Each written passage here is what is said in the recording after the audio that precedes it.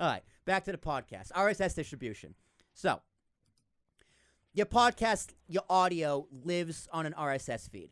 Now, we described what an RSS feed is in our very first episode, so go and listen back to it. Podcasts are unique, in my opinion, because there is no such thing as exclusivity. Exclusivity is dead. It doesn't exist when it comes to podcasting because everything needs to be everywhere, always.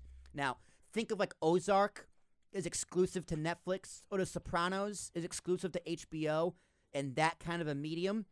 Podcasts are not like that. They're not like that at all. If your podcast only lives on iTunes, guess what? That's a mistake. If they aren't available everywhere, your podcasts, like, they need to be available everywhere because that's where the people are. Typically, it's the more, the merrier when it comes to podcasting. Here are the major platforms. Ambiguous Podcast Solutions, obviously. We do distribute everywhere, and we offer you marketing and podcast coaching and all that fun stuff on this course.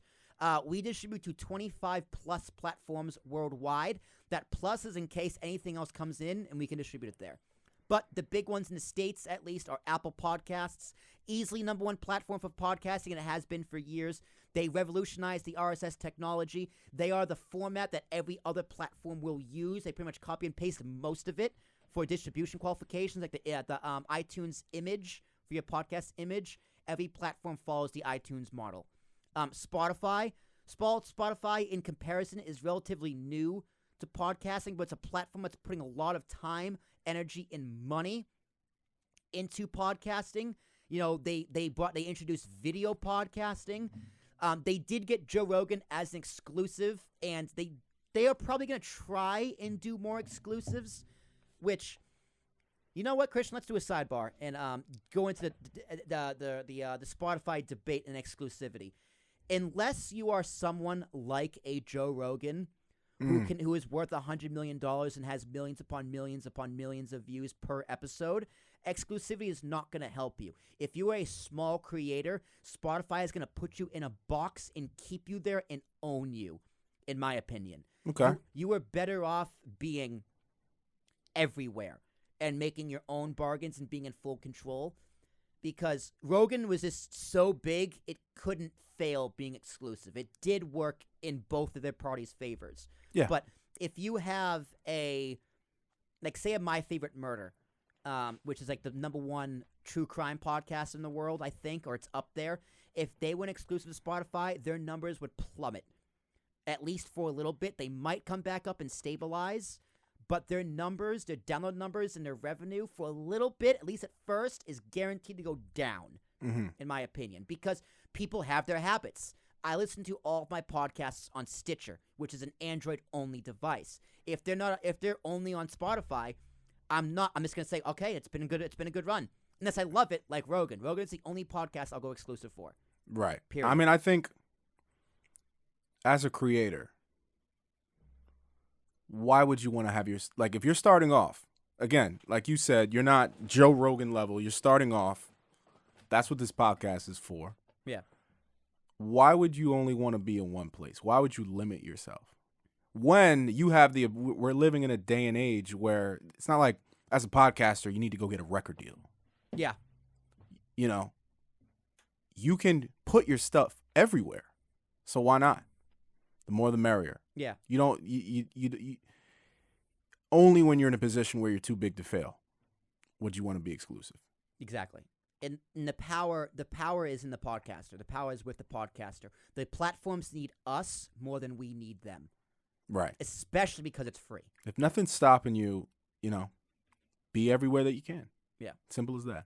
Now, you can disagree with me and want to go exclusive, and if you get a boatload of money and you want to take the deal, hey, man, I get it. Take the deal.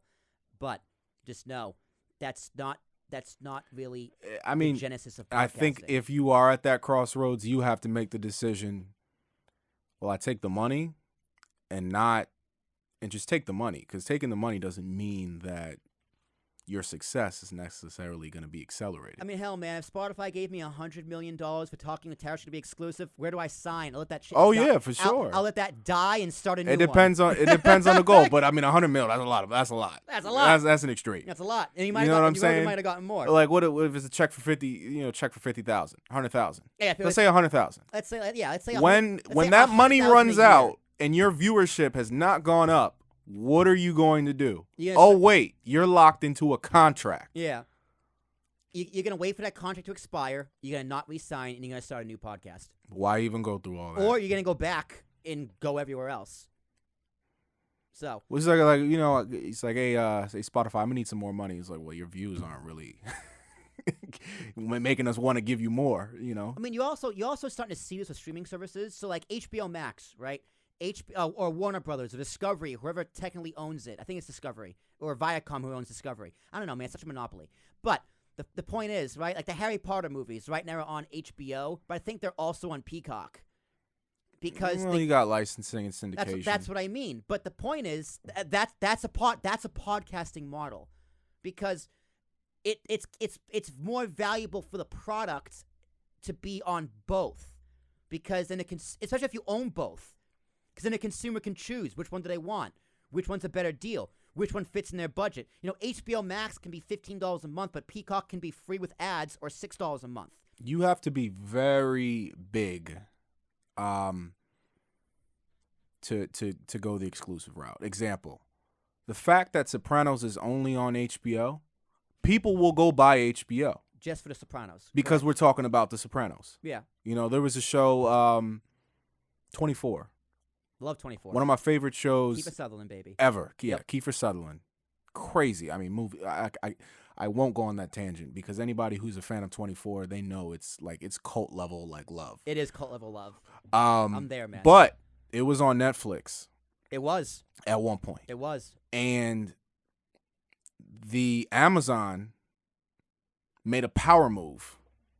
It was like, we're buying the rights to this. Mm-hmm. So only we have it. And this is back when Amazon was on its way up. Yep. I literally got Amazon Prime just to watch 24. Even though I've seen it already, you know, the million times I've already seen it. But that's, you know, it was big enough to be able to do that. Then Hulu did the same thing. Hulu did the same thing because Hulu, with 24 that I'm talking about. Or it's like Hulu's owned by Disney, and I think Disney bought the rights to Fox, so they could do that on Hulu because Fox owned 24. Or shows like Seinfeld. Seinfeld's back on Netflix, but it was right. also like whatever. But that's licensing agreements between different video streaming platforms. Podcasting is the same idea, but with no licenses because it's all free. But right. you know, with 24 being on Hulu and Amazon, yeah, who does that benefit the most? Yeah, exactly. 24. Benefits 24. Everybody involved. Because more people can watch it. Yeah. So yeah, exclusive. So they started off kind of doing the exclusive thing, and eventually they spread their wings and was like, yeah, it's probably more lucrative for us to be in a couple different places. I mean, there is a place for exclusivity in podcasting, but it's gonna sound weird. It's gonna be exclusive everywhere, if that makes sense. So, like, it's I think it's a technique so that you eventually can be in more places. But you could just be in more places to begin with. Like, a piece of content can live exclusively on a feed, on an RSS feed, but that RSS feed is distributed everywhere. Yeah. Makes sense? So it's like a chain of command. So like talking hierarchy. Talk hierarchy. So talking with Tarashuk is the brand, right? But I also have talking sports with Tarashuk. I have talking business with Tarashuk. I have talking nonsense with Tarashuk, which would be all our nonsense content, where it will live exclusively on that feed, separate from sports and business, but that feed is distributed everywhere, right? But it also lives on the Talking with Tarashuk main feed, which is a combo of every single podcast under the Talking with Tarashuk brand. So it's like a Netflix, which we're going to get into in a second. But other apps, like Google Podcasts, Google's trying to milk the podcasting cash cow. I don't know anyone who listens to podcasts on Google Podcasts, but I'm sure they're there. I did not know that was a thing. Yeah, Google Podcasts. I mean, I'm not surprised. Yeah. SoundCloud. Now, the first thing you think of when it comes to SoundCloud is not podcasting at all. You think of like rappers and wannabe beats makers. Yep. But you can release your podcast on SoundCloud, do playlists. There's a lot of cool things you can do on SoundCloud. Now, SoundCloud's a bit tricky because you got to pay the $150 a year for the premium. If you're big, do it. If you're just starting out, don't do it. Gotta be worth it. Yeah, SoundCloud is a very much, is it worth it to you? To me, that's a no. but it is an option, and you can be successful if you do it correctly. And of course, your own website. If you're a business, put it on your website. You can embed a player, and it'll update, as well as specific episodes into like blog posts and stuff like that. Now, others include Breaker, Overcast, Pocket Casts, Radio Public, iHeartRadio, Castbox, and others. They aren't as big as other platforms, but it can't hurt to put them there. You never know who's going to listen. There's some that are international. Like there's a big one in Mexico. There's a big one in Germany. There's a big one in Japan. I put them all there as well.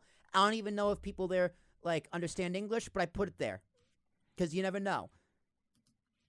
Like one of the biggest podcasting apps in Italy might not be iTunes. In fact, it's definitely not iTunes. It might be Google. It might be Stitcher. It might be Spotify.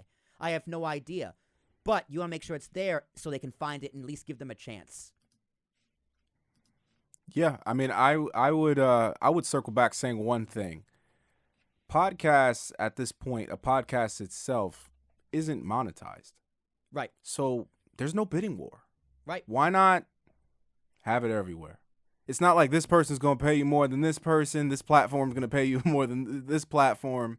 Have it everywhere. All you're looking for is views. That's the goal. Because it's not a monetized medium yet. So how do you get your podcast on these platforms? Basically, you submit your RSS feed to each platform. It sounds complicated, but no worries. We at APS take care of all of that. Part of our service is managing your account and whatnot. We take care of the rest. We create your code. We feed. We code it. It's just your RSS feed pretty much breaks down into a link. We will distribute it to all those 25 platforms, and if anything comes up, we'll do it. A lot of it's automated, so if you upload it to iTunes, iTunes owns other apps. Like I think Overcast they use iTunes API, whereas there's 4, 5, maybe 6 of them, where if you upload it to iTunes, it automatically gets retransmitted to those without you have to do anything. And then also, we can give you a link to your RSS feed, where if we miss one, or if you want to do another one, you can manually submit it. Like something like Player FM, I think is what it's called. You can create an account and manually submit it, and you can get access to all your stats on the back end, as opposed to going through us. So, plenty of options.